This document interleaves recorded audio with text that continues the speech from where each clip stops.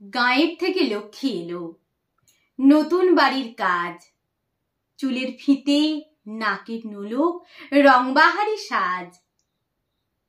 বয়সটা তার 15 বোধ হয়, এর চেয়ে বেশি নয়।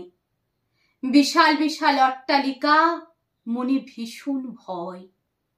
বাসন মাজা, কাপড় কাচা সবকিছুই সে জানে।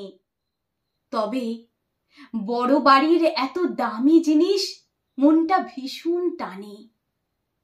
দেখে বৌদিমণির ড্রেসিং টেবিল কত কিছুই ভরা। ভাবে ভাগ্যে যে তার জুটল না আর দামি কিছুই পরা। তবে 2-4 মাসেই পাল্টে গেল মেয়ের ভাগ্য চাকা। এখন প্রতিদিনই নতুন পোশাক, পাচ্ছে অনেক টাকা।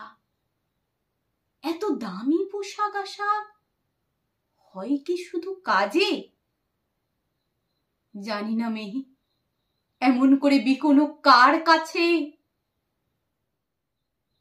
লক্ষ্মী তখন বছর 16, তখন হবু মা।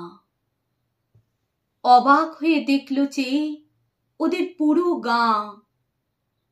কানাকানি করে সবাই, বলে 2-4 কথা।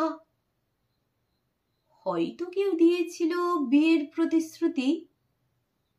মনে হয় কলকাতায় বেঁধেছিল কারোর সঙ্গে ঘর। আবার কেউ জিজ্ঞেস করে, এই লক্ষ্মী, কোথায় রে তোর বর? বড়দিনের পরবাজ সারা শহর জুড়ে। আরেক যিশুর জন্ম হলো ছোট্ট মাটির ঘরে।